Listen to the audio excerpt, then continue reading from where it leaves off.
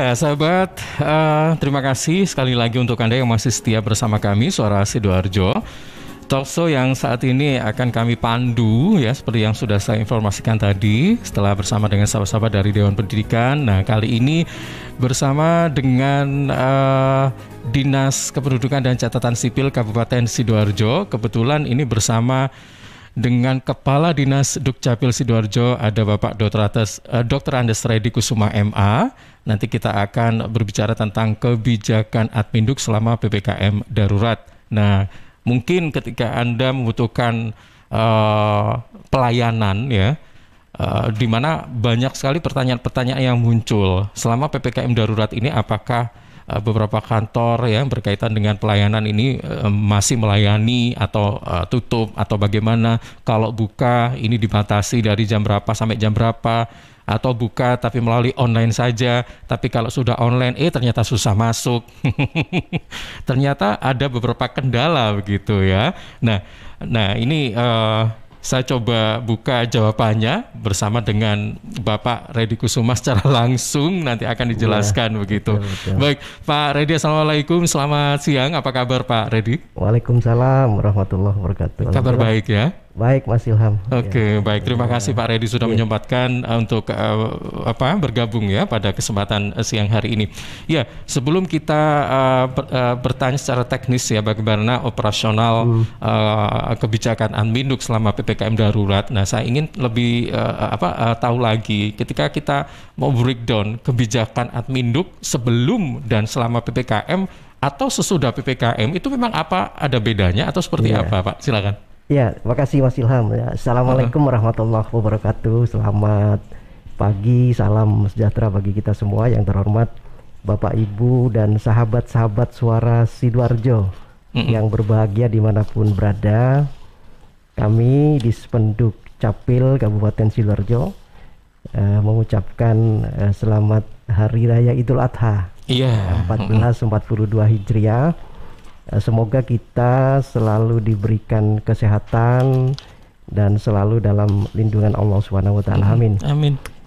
Dalam agenda Dukcapil Sapa Masyarakat sesi kedua ini, tujuannya adalah kami ingin mendengar secara langsung terkait dengan saran, masukan, keluhan, aduan maupun harapan dari masyarakat Sidoarjo dan sahabat-sahabat Suara Sidoarjo terkait dengan layanan Adminduk Capil. Ya, ini memang kami beri porsi sendiri karena apa? Ini sangat penting bagi kami sebagai bahan evaluasi untuk perbaikan layanan kami. Ya. Kemudian yang perlu kami sampaikan, Bapak Ibu semua, sahabat-sahabat Suara Sidoarjo, terkait dengan kebijakan layanan Adminduk selama PPKM atau sebelumnya memang ada perbedaan, ya.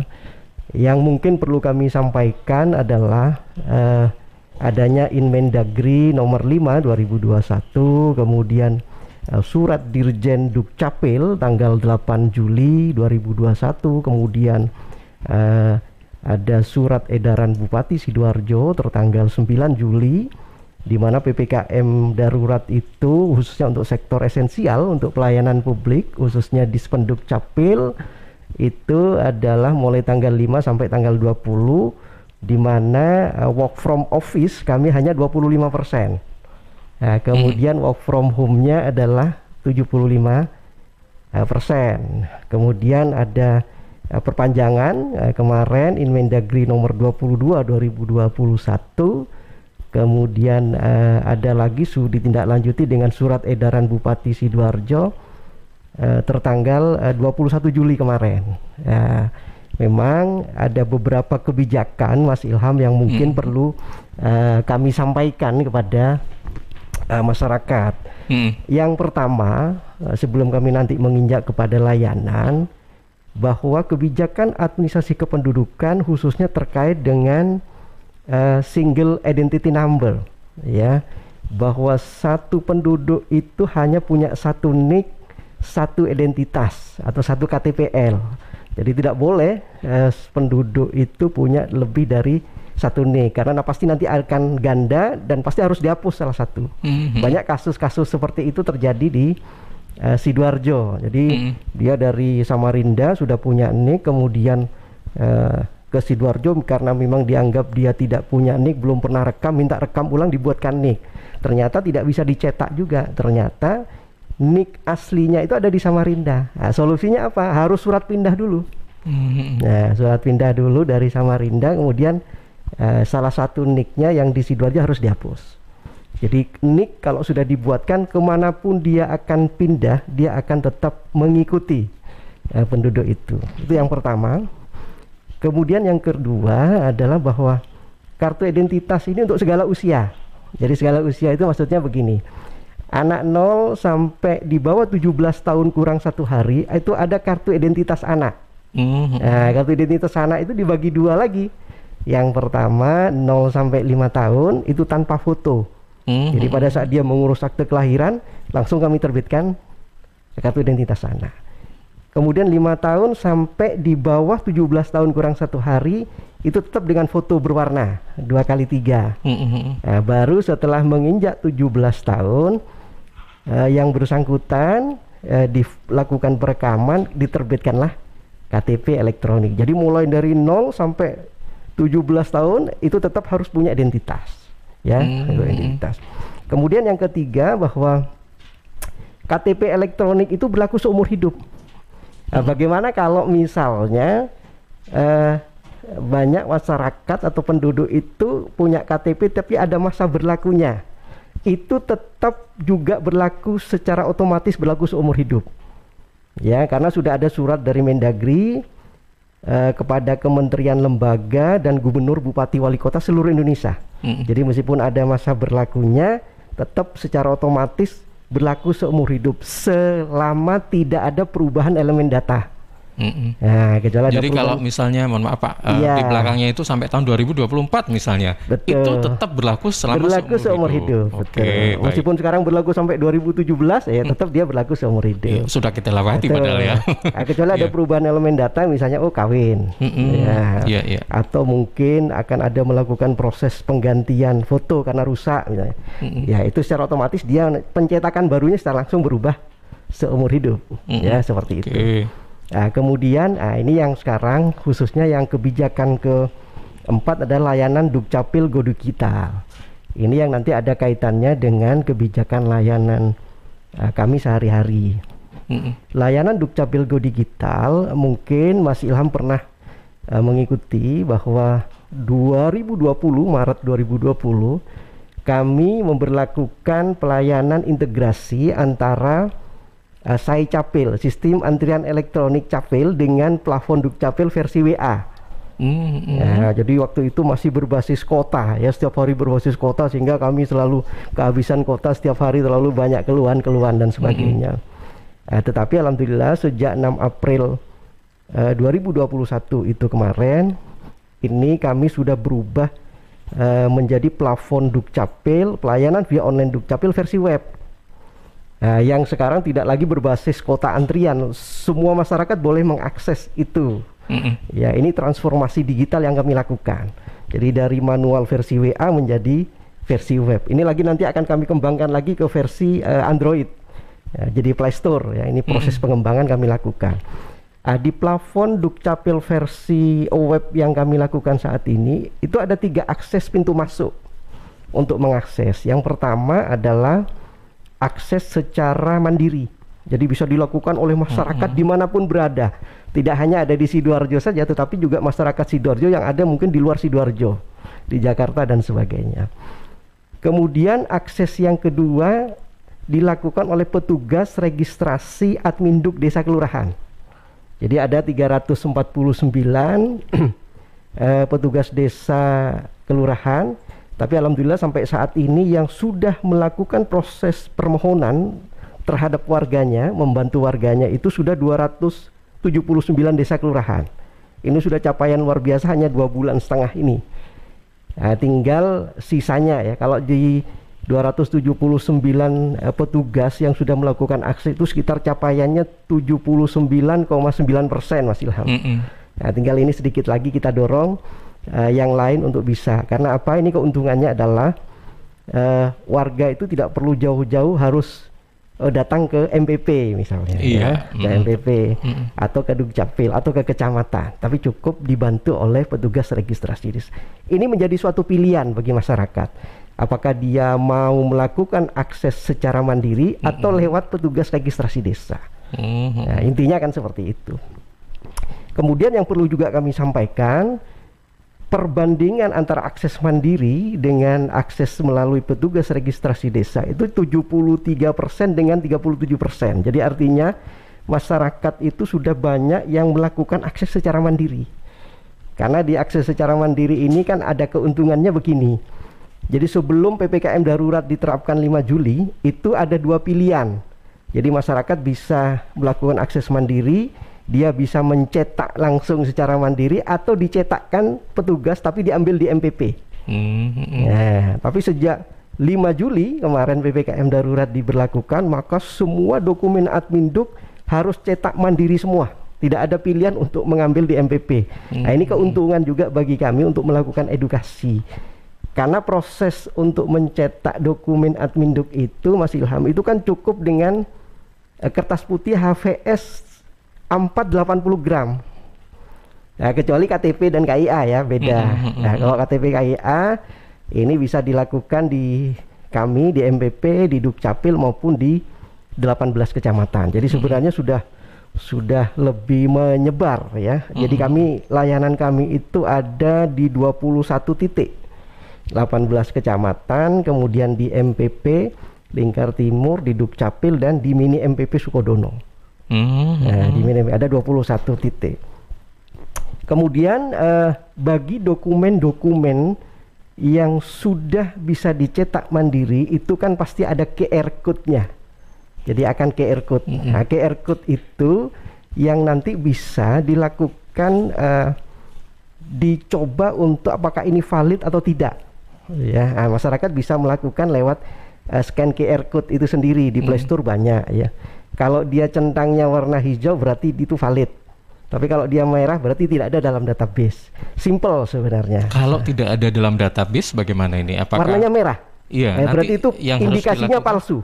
Oh, gitu. Nah, pasti itu indikasinya palsu karena secara otomatis dia akan langsung nge-link, Mas Ilham. Nah, kalau itu ternyata seperti itu silakan langsung ke kami. Kami akan coba cek langsung ke database centernya. Nah, itu keuntungan lagi dengan tanda tangan QR code ini tidak perlu lagi ada legalisir sebenarnya kalau sudah ada tanda tangan QR code. Ya, jadi contoh misalnya dengan tanda tangan elektronik itu apakah akte capil ya, akte kematian, akte kelahiran, akte perkawinan, perceraian, KK, surat pindah, itu tidak perlu lagi dilakukan legalisir. Sehingga masyarakat juga menyimpan file PDF-nya, jadi sewaktu-waktu hilang dia bisa mencetak mandiri lagi. Ya, tapi kalau misalnya masih bergantung kepada kami, ya posisinya dia harus menyertakan surat keterangan kehilangan. Surat keterangan kehilangan. Kemudian kebijakan kami yang kelima adalah layanan terintegrasi, Mas Ilham. Jadi layanan terintegrasi itu begini. Pada saat masyarakat mengurus surat pindah datang, misalnya dari Samarinda ke Sidoarjo, maka kami akan langsung terbitkan kartu keluarga yang baru. Kalau misalnya memang valid datanya, bisa langsung kami terbitkan dengan KTP elektroniknya. Jadi memang ini kemudahan-kemudahan yang kami berikan kepada masyarakat untuk biar tidak bolak-balik mengurus layanan Adminduk. Ya. Dan kebijakan yang keenam, yang terakhir adalah bahwa semua pelayanan Adminduk Capil ini gratis. Tidak dipungut biaya, baik itu di Dukcapil, baik itu di MPP, baik itu di kecamatan maupun desa. Jadi semua layanan Adminduk itu juga gratis. Nah, itu yang kami berharap bahwa masyarakat juga membantu kami terkait dengan komitmen untuk tidak memberi, gitu ya. Tidak memberi karena posisinya ini sama-sama bahwa layanan Adminduk Capil itu semuanya gratis. Jadi semangatnya itu kami semangat untuk memberikan pelayanan terbaik. Tujuan akhirnya apa? Membahagiakan masyarakat. Mungkin sementara itu, Mas.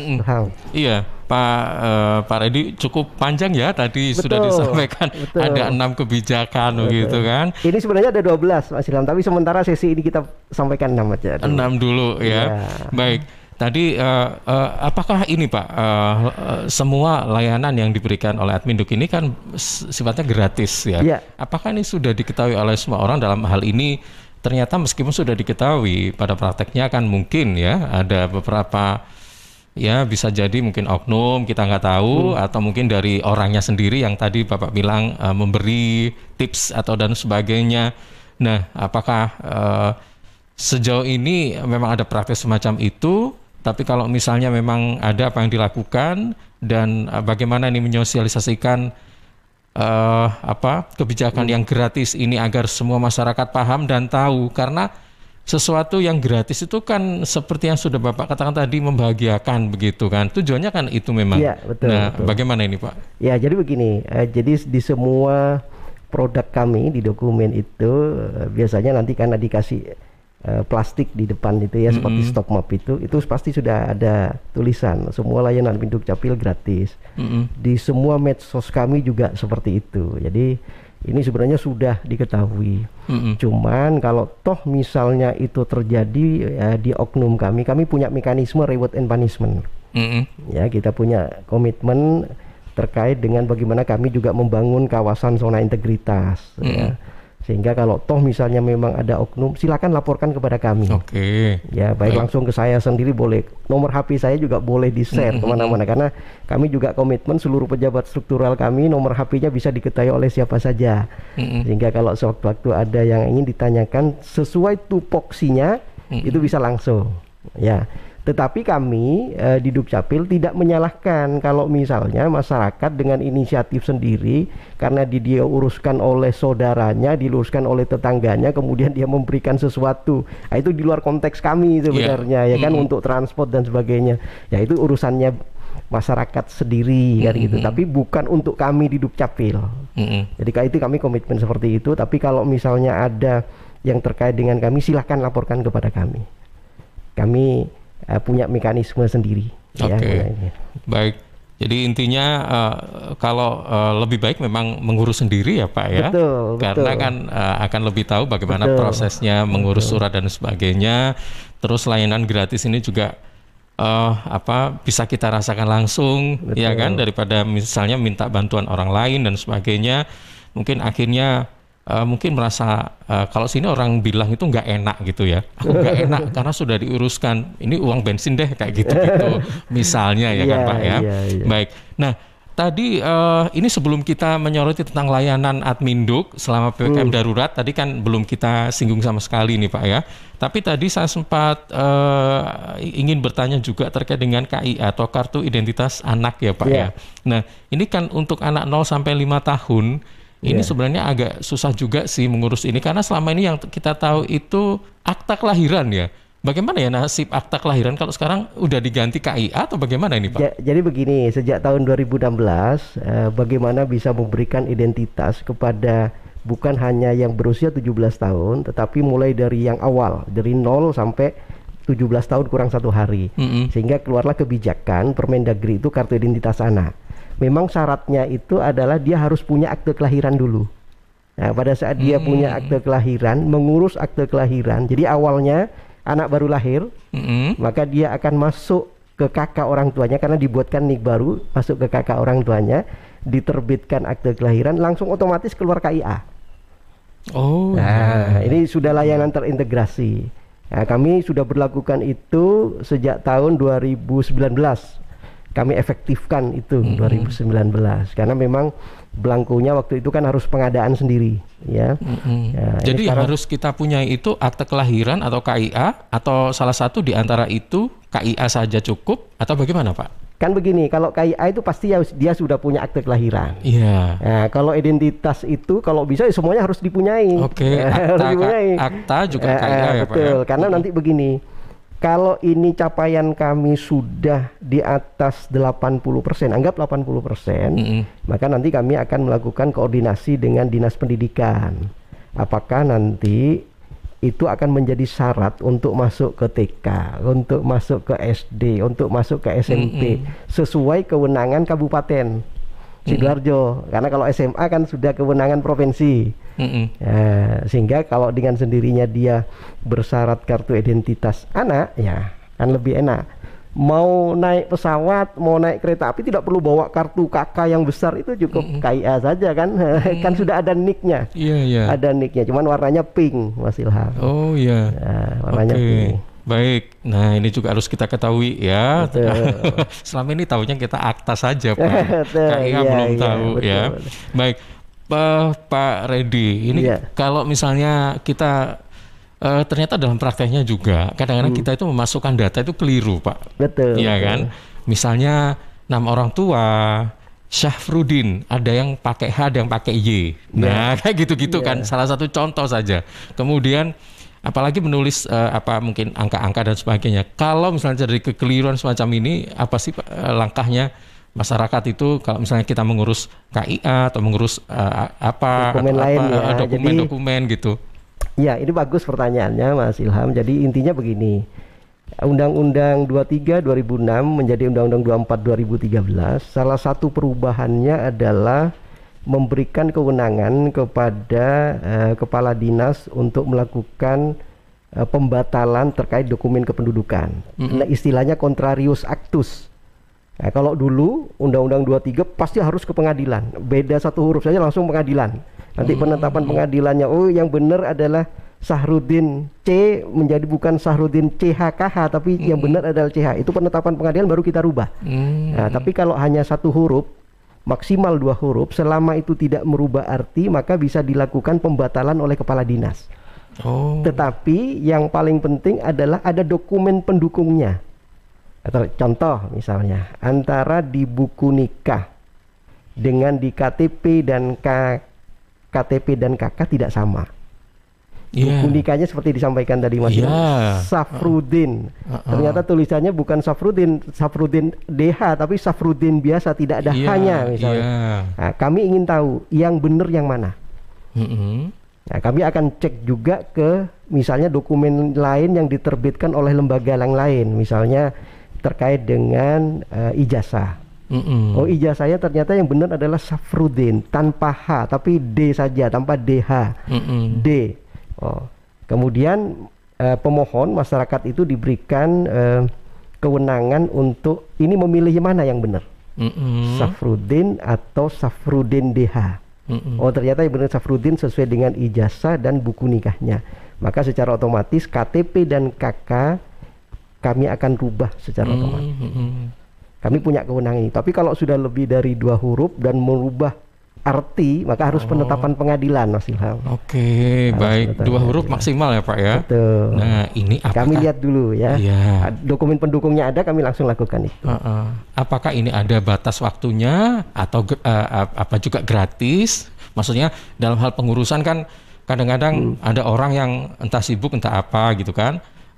Ini ada batas maksimal, misalnya seminggu Pak ini harus diurus begini, atau ada jangka waktu tertentu, dan apakah juga nggak ada biayanya Pak untuk semua sama. Jadi semua layanan admin Dukcapil baik itu yang baru maupun perubahan semua sama, kecuali di penetapan pengadilan. Nah, kalau penetapan pengadilan kan sudah ranahnya pengadilan ya, saya kurang tahu, tapi sepertinya kalau di pengadilan ada yang karena memang itu resmi ada biaya, tapi karena itu memang resmi ya. Tapi kalau di kami jelas tidak ada, Mas. Baik. Baik Pak Reddy, nanti kita akan lanjutkan kembali ya. Ini kita akan buka atau kita selain kita buka sesi pertanyaan, nanti kita juga akan jelaskan tentang layanan Adminduk selama masa PPKM darurat ini seperti apa sih. Nah, tetap di Suara Sidoarjo. Selama penanganan pandemi, pemerintah beberapa kali melakukan pembatasan dengan aturan yang berbeda. Ada PSBB, pembatasan sosial berskala besar, dilanjutkan dengan PPKM, pemberlakuan pembatasan kegiatan masyarakat. Kemudian diteruskan dengan PPKM dengan skala mikro. Dan saat ini pemerintah melakukan PPKM darurat. Seperti apa perbedaannya? Ini penjelasan dari Emil Elistiantor Dardak, Wakil Gubernur Jawa Timur. Baik, begini, PSBB itu kan sebenarnya baku ya dulu ya. Ada peraturan Menteri Kesehatan yang menjelaskan mengenai PSBB, begitu, dan itu menjelaskan operasionalnya dari PSBB. Nah, bedanya memang kalau PPKM ini pertama, kalau PSBB itu kan memang membatasi apa saja yang boleh beroperasi. Sedangkan kalau PPKM itu membatasi bagaimana sebuah kegiatan beroperasi. Itu bedanya. Jadi bedanya yang satu ini boleh, ini enggak. Nah, yang di PPKM rata-rata boleh tapi ada pembatasannya. Dan kini dengan melihat semakin banyaknya kasus konfirmasi disertai semakin tingginya tingkat hunian rumah sakit, pemerintah melakukan PPKM darurat. Banyak kemiripan antara PPKM darurat dengan PSBB. Karena PPKM darurat ini mendiferensiasi kegiatan menjadi esensial, kritikal, dan di luar dari esensial dan kritikal. Nah, untuk di luar dari esensial dan kritikal, pemberlakuannya relatif sama dengan PSBB, begitu. Nah, cuman mungkin yang membedakan landasan peraturannya adalah memang ada menu yang berbeda dari PSBB. Nah, mungkin memang PPKM ini kan adalah satu paket yang komprehensif. Baik PPKM-nya maupun PPKM mikronya itu jadi satu. Dengan pemberlakuan PPKM darurat, targetnya ada penurunan kasus dan tingkat hunian pasien di rumah sakit. PT Inet Global sejak tahun 2005 bergerak di bidang ICT, Information and Communication Technology, Internet Service Provider atau ISP, web hosting, dan domain, fiber optic system, dan satelit atau VSAT, memberikan layanan jasa koneksi internet ke seluruh dunia dengan kecepatan tinggi dan harga yang kompetitif. Juga memberikan solusi dan jasa konsultasi pendistribusian koneksi internet, menyediakan solusi ICT yang komprehensif, terpadu, dan disesuaikan bagi pengguna yang mencakup data infrastruktur, managed service, cloud computing, IT services, serta layanan digital yang fokus untuk memanfaatkan peluang yang mendukung dan menambah nilai pada bisnis utama tiap customer. Untuk layanan dan servis Inet, hubungi kantor pusat Jalan Kuningan Barat nomor 8 Jakarta. Telepon 021 299 66900. Kantor Surabaya, Intiland Tower lantai 11, Jalan Panglima Sudirman 101-103 Surabaya. Telepon 031 535 3955. 031 535 3955. Inet Global Indo, the best service for great solution. Rokok opo iki lho, kok putihan? Ya rokok kok, ya murah, ya akeh. Rokok ilegal ki. Masa rokok ilegal iki? Yo ki. Lah awakmu kok roh nek iki rokok ilegal? Rokok ilegal iki gak nek pita cukene. Samen paling roe bandro kuwi lho. Rokoke kudu enek merek karo nama perusahaane sing terdaftar ndek bea cukai. Lokasi pembuatane ndek kene ya gak enek. Terus ndek kene rokok ilegal iki gak enek gambar karo peringatane teko pemerintah. Berarti rokok ilegal gak resmi no? Aduh ya mesti to Lemul. Rokok ilegal iki merugikan negara. Mergo ora bayar cukai sing digembangun negara. Walah tutu, sepenting wong-wong gak roh. Loh, gak iso le iki. Makane to le, tuku sing pasti-pasti ae. Aja ngawur. Laporkan peredaran rokok ilegal ke kantor Bea Cukai terdekat atau hubungi nomor 1.500 225 1.500 225. Iklan layanan masyarakat ini dipersembahkan Bea Cukai Sidoarjo. Ayo, ngewangi Bea Cukai, berantas rokok ilegal. Bea Cukai Sidoarjo, fokus mengawasi, tulus melayani. Tisu, masker, hand sanitizer, apalagi ya? Situ mau kerja atau mau camping sih? Kayak mau naik gunung aja. Hello, selama ini kemana aja? Ini yang perlu disiapin buat adaptasi kebiasaan baru alias new normal. Sekarang ini kita kudu dan harus terbiasa dengan kebiasaan hidup sehat, bersih, sesuai protokol kesehatan. Saat ini kita dalam perubahan pola hidup dalam situasi pandemi COVID-19. Jadi kita perlu melaksanakan adaptasi kebiasaan baru atau protokol kesehatan dalam kegiatan sehari-hari. Jangan lupa pakai masker, tetap jaga jarak, sering cuci tangan pakai sabun dengan air mengalir. Sediakan hand sanitizer kemana-mana. Kalau flu, di rumah saja. Nggak perlu bersalaman, say hello saja. Kalau nyampe di rumah, langsung mandi. Gunakan uang elektronik kalau naik kendaraan umum, jaga jarak. Balita atau lansia di rumah saja. Ayo menuju new normal dengan melaksanakan protokol kesehatan dan menerapkan adaptasi kebiasaan baru. Hei, udah jam berapa nih? Kebiasaan telat juga masuk new normal ya? Ada yang kurang satu, uang sakunya belum. Iklan layanan masyarakat ini persembahan Dinas Kesehatan Kabupaten Sidoarjo. Suara Sidoarjo, lembaga penyiaran publik lokal pemerintah Kabupaten Sidoarjo. Sahabat Bea Cukai Sidoarjo saat ini memberikan fasilitas kemudahan impor tujuan ekspor untuk industri kecil dan menengah, yaitu KITE IKM. Nah, syarat untuk menerima fasilitas KITE IKM ini adalah memiliki nomor induk berusaha, memiliki izin usaha, dan memiliki bukti kepemilikan lokasi usaha. Pengajuan perizinannya bisa dilakukan di kantor Bea Cukai terdekat. Sementara untuk fasilitas yang bisa kita dapatkan dari KITE IKM ini adalah pembebasan bea masuk, tidak dipungut PPN, dan tidak dipungut PPNBM. Sementara untuk manfaat yang kita dapatkan dari KITE IKM ini, yakni prosedur ekspor impor lebih mudah, penurunan biaya produksi, meningkatkan modal usaha dan arus kas lancar, serta peningkatan daya saing. Info lengkap hubungi 1500225, sekali lagi 1500225 atau Facebook, Twitter, Instagram Bea Cukai, dan bisa juga lewat website www.beacukai.go.id. Informasi ini dipersembahkan oleh Bea Cukai Sidoarjo. Fokus mengawasi, tulus melayani. Suara Sidoarjo, lembaga penyiaran publik lokal pemerintah Kabupaten Sidoarjo. Ya, sahabat, masih bersama dengan Bapak Redi Kusuma selaku Kepala Dinas Dukcapil Sidoarjo. Anda yang saat ini ingin mengajukan pertanyaan, tanggapan, respon, dan sebagainya, ada banyak hal yang belum Anda ketahui, ingin penjelasan yang lebih rinci, silahkan ya. Anda bisa dial di 0318961514 atau bisa juga melalui WhatsApp di 0811309109. Baik. Pak Redi, ini ada beberapa pertanyaan yang sudah masuk, nanti bisa langsung direspon ya Pak ya.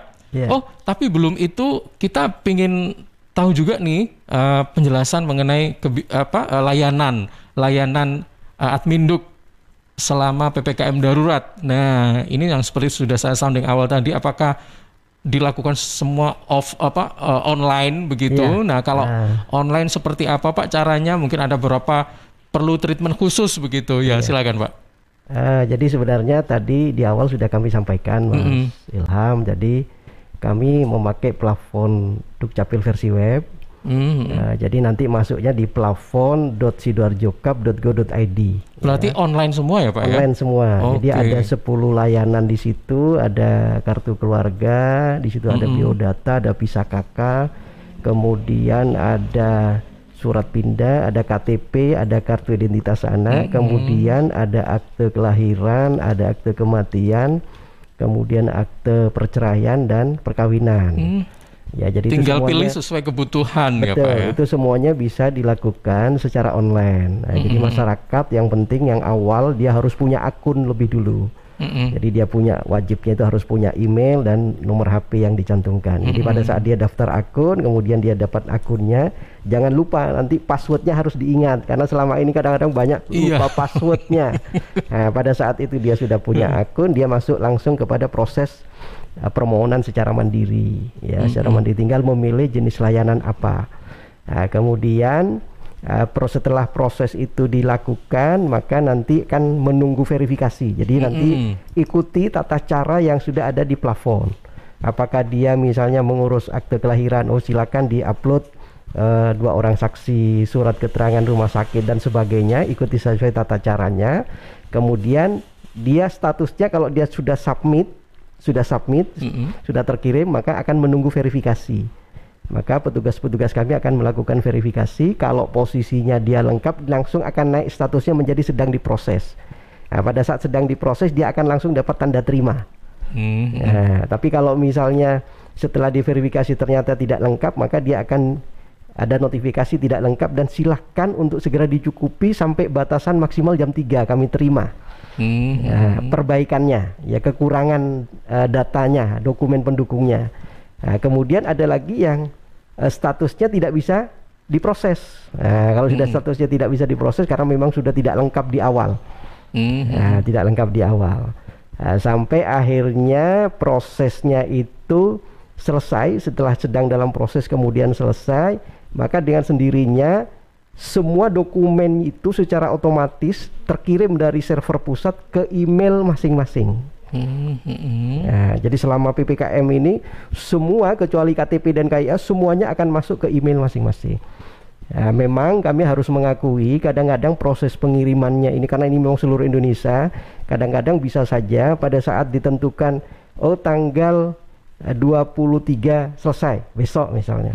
Nah, tapi ternyata ini masih menunggu, tidak bisa langsung masuk email itu. Makanya kami memberikan toleransi 1-3 hari sejak tanggal selesai. Karena nanti akan langsung terkirim. Tapi kalau misalnya memang 1-3 hari masih belum mendapatkan email, segera hubungi kami. Ya, segera hubungi kami di hotline pengaduan. Nah, nanti kami akan bantu melacak dan kami akan kirimkan via PDF-nya. Via PDF-nya. Jadi sekarang sudah lebih mudah, jadi masyarakat secara otomatis bisa mencetak secara mandiri.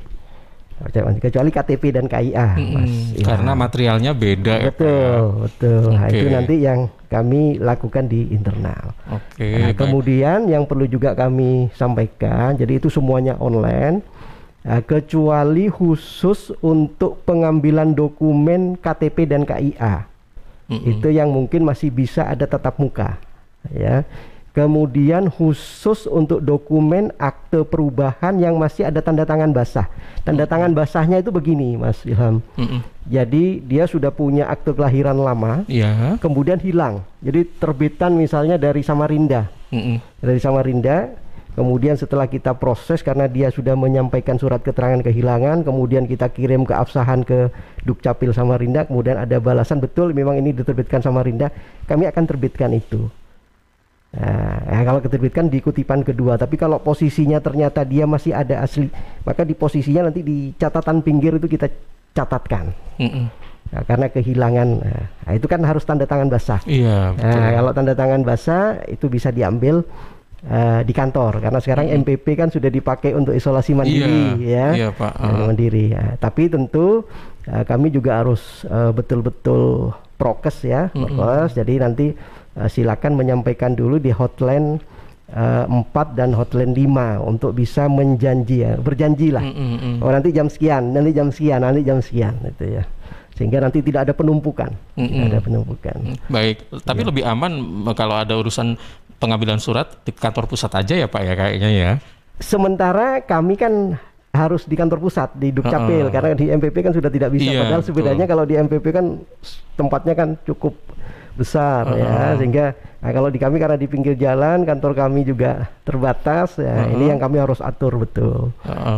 Jadi disarankan diambil di mana Pak kalau misalnya? Kalau sekarang di kantor. Di kantor saja. Khusus ya, kan? Itu ya untuk KTP, kemudian pengambilan dokumen karena ada tanda tangan basah karena untuk catatan pinggir, kemudian khusus untuk legalisir.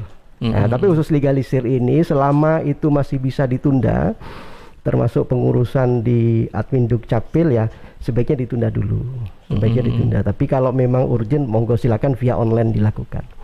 Ya. Baik. Jadi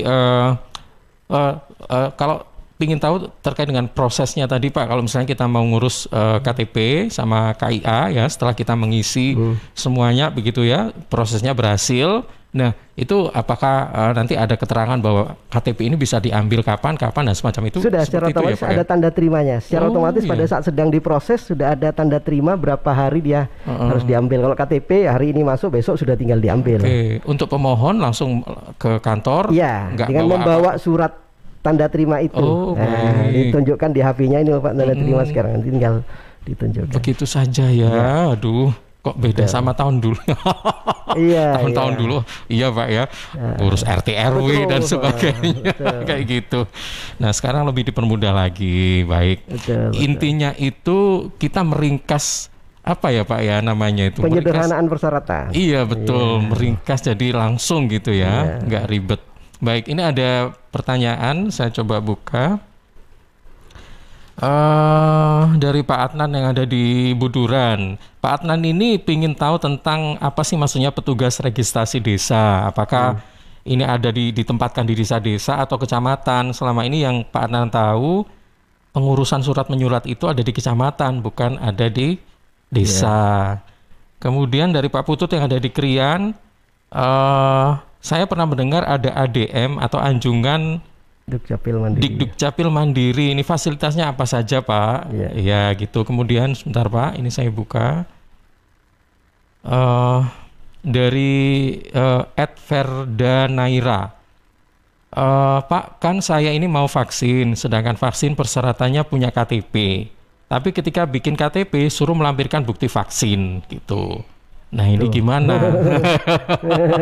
Kebalik ya. Mungkin 3 dulu, Pak, langsung di ini. Jadi yang pertama terkait dengan petugas registrasi desa. Jadi di Undang-Undang Administrasi Kependudukan, kemudian turunan juklaknya adalah PP 40, kemudian termasuk di Perpres dan Permendagrinya, bahwa salah satunya adalah mengamanatkan adanya petugas registrasi Adminduk Desa. Nah, kebetulan memang baru di 2021 dengan SK Bupati, kami membentuk petugas registrasi Adminduk Desa Kelurahan di 349 desa kelurahan se-Kabupaten Sidoarjo. Ya, sekarang yang sudah melakukan proses permohonan memfasilitasi warganya itu baru di 279 selama 2,5 bulan ini, mau 3 bulan ini. Ini sudah capaian yang luar biasa ya. Ya, kami terus terang menyampaikan terima kasih kepada Pak Kadis, Bukades, dan juga tim operator petugas registrasi Adminduk Desa. Tapi ini tentu juga atas dukungan para camat dan bucamat, ya, termasuk operator kecamatan. Sehingga ini bisa. Ini menjadi salah satu pilihan alternatif bagi masyarakat.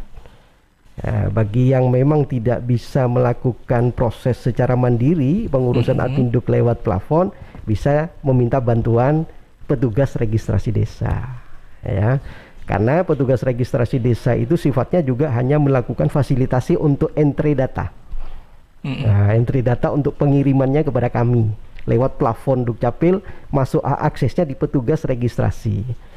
Nah, jadi ini sudah kita berlakukan sejak 6 April ya, mungkin Pak Sapa tadi saya lupa, sejak 6 April 2021.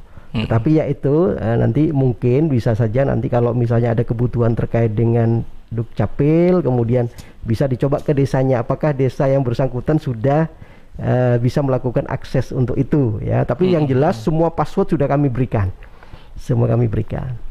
Kemudian yang kedua terkait dengan ADM, anjungan Dukcapil Mandiri, memang betul sebulan yang lalu kami sudah melaunching anjungan Dukcapil Mandiri. Ini adalah salah satu alternatif pilihan bagi masyarakat yang sudah mengurus secara mandiri, kemudian tidak punya fasilitasi untuk mencetak, ya, misalnya printer dan sebagainya, bisa melakukan pencetakannya di ADM. Tetapi memang harus ada persyaratan yang harus dilalui, harus mendaftar dulu, Mas Ilham. Nah, jadi harus mendaftar dulu ke petugas, karena kebetulan ini kan ada 3 titik yang kami tempatkan ADM sesuai dengan saran Pak Bupati. Jadi di Mall Pelayanan Publik Lingkar Timur, kemudian di Mini MPP Sukodono, kemudian satu lagi kami tempatkan di Kecamatan Sedati. Nah, di Kecamatan Sedati. Memang saat ini karena memang PPKM sementara kami off karena harus ada yang menjaga kan. Nah, karena harus ada yang menjaga, harus daftar dulu. Karena nanti kalau misalnya masyarakat ingin mencetak di ADM, nanti dia akan punya 2 password. Jadi password untuk masuk ke ADM sama seperti ATM, Mas Ilham. Jadi kalau ATM kan harus tapi kemudian dikasih passwordnya oleh bank gitu kan. Sama dengan ADM, password untuk ADM masuk ke ADM-nya, kemudian baru ada password untuk mencetak dokumennya. Cetak dokumennya itu seperti proses lewat plafon. Misalnya ngurus akte kelahiran, secara otomatis dia akan terkirim ke email dan nomor HP-nya. Nah, itu yang dipakai untuk mencetak. Tapi harus punya akses dulu untuk membuka ke ADM. Oke, sebentar Pak. Gitu Pak, ya. tadi ini ada yang bergabung lewat telepon. Coba kita langsung sapa. Iya, halo. Selamat siang. Halo, selamat siang. Halo, selamat siang. Iya, selamat siang. Iya. Oke, Bapak dengan siapa di mana, Pak? Iya, saya Doni. Iya, Mas Doni di mana? Dari Krian. Oke, Mas Doni yang dari Krian. Silakan, Mas Doni kalau mau bertanya. Iya, ini saya kan kemarin sudah entry di plafon di Dukcapil. Terus itu suruh ngambil di MCC Sidoarjo. MPP maksudnya? Oh ya, MPP. katanya kan kemarin ke kecamatan nggak bisa, harusnya ke MPP Sidoarjo. Ternyata di sana tutup. Itu gimana Mas ambilnya? Mengurus apa Mas Doni? KTP. Oh KTP. Halo, bisa saya jawab Mas? Iya. Ya. Sudah Mas Doni, itu saja? Iya. Oke. Apa nggak ada layanan kayak antar kakak kemarin ya? Itu Halo? kan juga membantu. Oh, antar Kalau kakak. iya, biar musim corona ini biar nggak keluar rumah gitu. Kalau kita entry di plafon, itu saran saja sih. Oke. Sudah Mas Doni? Ya itu aja. Oke, terima kasih Mas Doni. Ya, monggo Pak Redi langsung Ya. direspon. Terima kasih Mas Doni ya tadi. Jadi Mas Doni ini mengurus KTP. Jadi kalau mengurus KTP dan KTP itu sudah selesai, ada tanda terimanya Mas Doni ya. Jadi begini, kalau Mas Doni itu lewat plafon kan pasti ada tanda terimanya untuk pengambilan. Nah, kalau KTP memang sementara kami sentralkan pengambilannya di kantor Dukcapil Jalan Sultan Agung Mas Deni. Ya, di Jalan Sultan Agung. Tapi saran tadi untuk pengantaran dokumen sebenarnya kami sejak 2019 sudah melakukan proses itu ya. Tetapi kami dengan keterbatasan dari sisi anggaran selama ini, sementara ini memang kami off-kan dulu. Sementara kami off-kan, kami mengedukasi untuk dilakukan cetak mandiri selain KTP dan KIA. Nah, tapi untuk KTP dan KIA, monggo Mas Doni kalau memang sudah ada tanda terimanya, silakan sewaktu-waktu bisa ke kantor Dukcapil di Jalan Sultan Agung untuk mengambil KTP-nya ya, selama memang ada bukti tanda terimanya. Ya. Jadi sekarang karena di MPP itu sementara sejak tanggal 19 Juli kemarin 2021 itu memang ditutup karena dipakai untuk isolasi mandiri COVID-19. Untuk pasien Pak ya. Betul. Pasien. Jadi khusus pengambilan KTP KIA silakan diambil di kantor Dukcapil. Itu ya Mas Doni ya. Sarannya bagus itu. Terima kasih. Ya. Iya, ada layanan antar gitu. Betul, ya Pak. ada sebentar, tapi sementara kami off-kan dulu. Sambil ada kepastian Mas Ilham. Iya. Betul. Tapi bagus. Oke, terima kasih Mas Doni. Nah, ini kita beralih ke pertanyaan yang tadi nih Pak. Yang ketiga yang belum ya. Yang ketiga itu tentang mengurus KTP, tapi saya mau ngurus vaksin, tapi persyaratan vaksin itu harus pakai KTP. Betul. Tapi ketika bikin KTP suruh melampirkan bukti vaksin. Gitu. Itu mengurusnya di mana ya mungkin Pak Masil Dada ya. Jadi begini, belum ada keterangan. Mbak siapa itu Mbak Verda Naira. Mbak Verda. Jadi Mbak Verda sebenarnya layanan Adminduk itu memang di semua lini sektor itu selalu melakukan proses verbal berdasarkan NIK karena memang sudah melakukan hak akses kerjasama ya, termasuk mungkin vaksin. Tapi sebenarnya untuk vaksin ini tidak ada kaitannya sebenarnya dengan harus bersyarat kalau bersyarat KTP NIK-nya iya ya, karena nanti secara otomatis itu menjadi verbal. Tapi kalau mengurus KTP kemudian bersyarat vaksin itu tidak ada, itu tidak benar ya. Jadi silakan Mbak Verda kalau mengurus lewat plafon saja. Itu sederhana kok, hanya fotokopi KK yang diupload. Ya, silakan yang penting Mbak Verda punya akun, masuk daftar saja. Itu tutorialnya juga sudah ada di YouTube, di web Instagram kita maupun di Facebook kita. Silakan diunduh sehingga nanti tahu tata caranya. Kemudian ajukan lewat plafon Dukcapil ya. Nanti secara otomatis kalau sudah persyaratannya lengkap dan benar pasti akan kami cetak. Jadi tidak benar itu ada ngurus KTP bersyarat vaksin. Ya, Oke, baik. Iya. Terima kasih untuk Mbak Verda, mudah-mudahan jelas ya. Kemudian dua pertanyaan berikutnya ini dari @21court. Nah, pertanyaannya apa bisa ganti foto KTP Pak saat kita menikah? Apakah kita bisa ganti foto KTP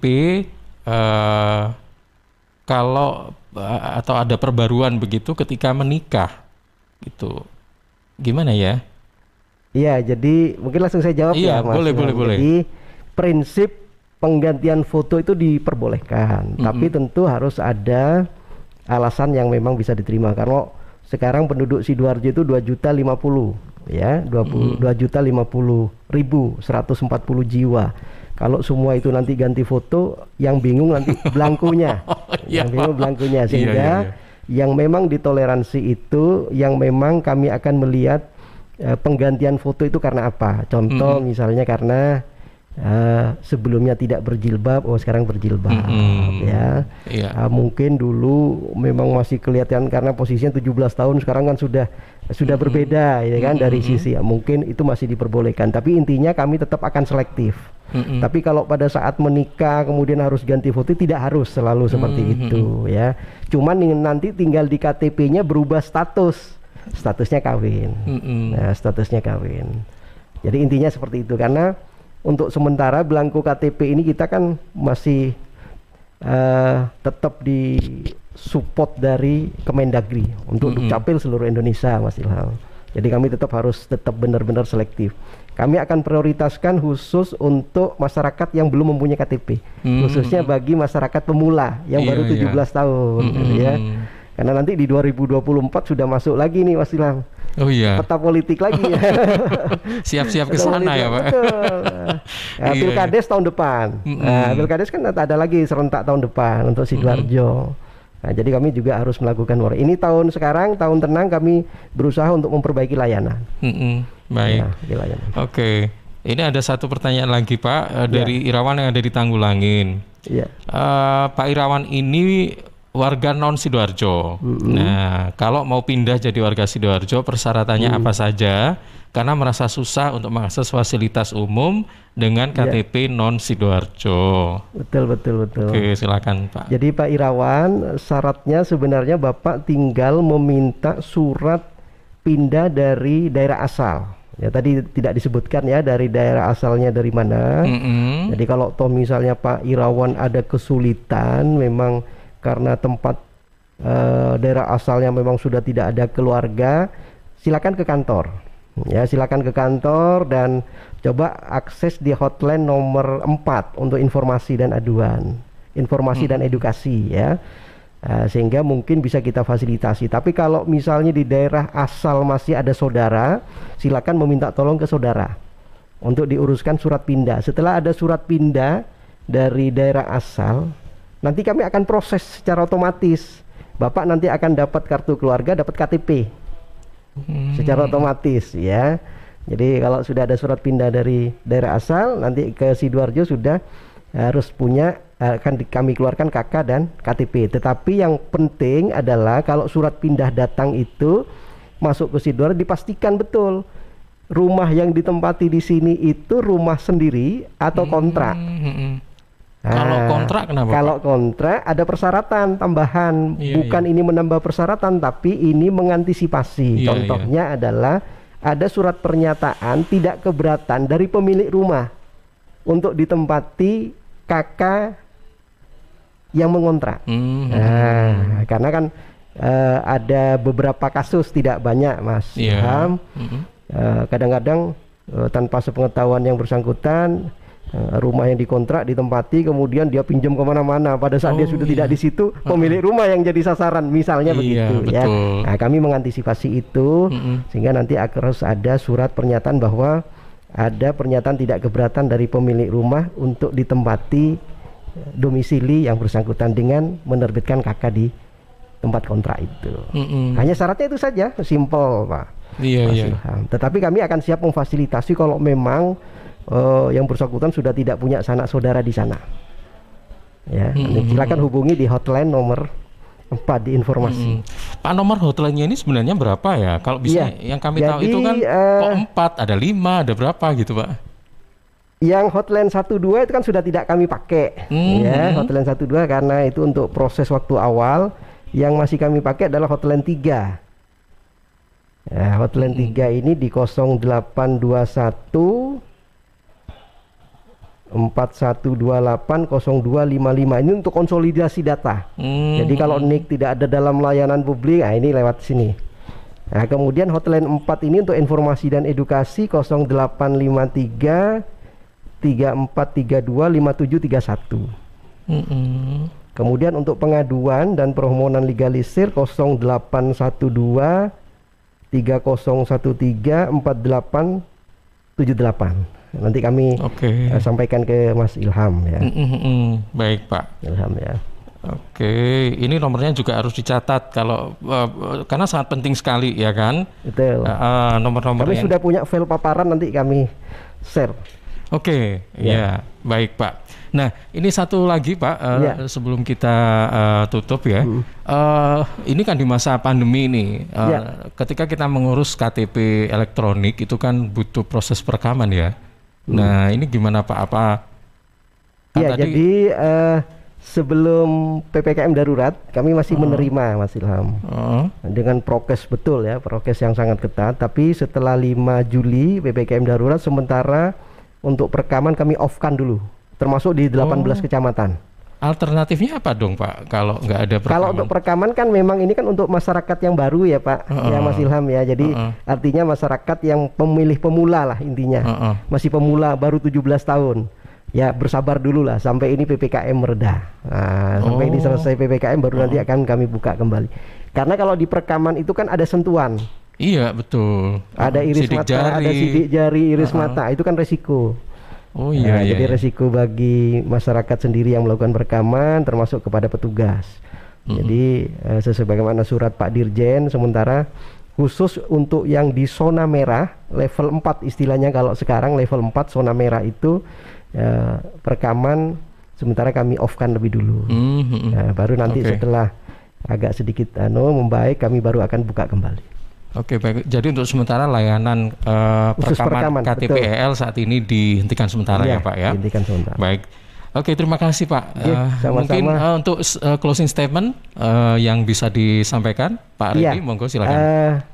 Baik Bapak Ibu sekalian dan seluruh sahabat-sahabat Suara Sidoarjo, kami atas nama Dispenduk Capil sekali lagi menyampaikan terima kasih saran dan masukannya ini sebagai bahan kami untuk perbaikan.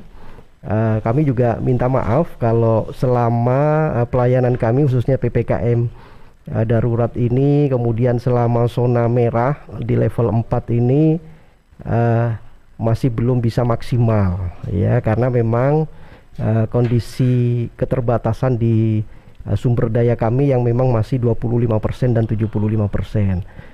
Yang penting adalah kita sama-sama sehat, selalu dalam lindungan Allah Subhanahu wa taala. Kami tetap akan memberikan pelayanan terbaik bagi masyarakat, tapi tentu dengan menerapkan protokol kesehatan ya. Baik. Mungkin itu, terima kasih. Assalamualaikum warahmatullahi wabarakatuh. Waalaikumsalam warahmatullahi wabarakatuh. Terima kasih Bapak Dr. Andes Redi Kusuma MA, Kepala Dinas Dukcapil Sidoarjo dalam kebijakan Adminduk selama PPKM darurat.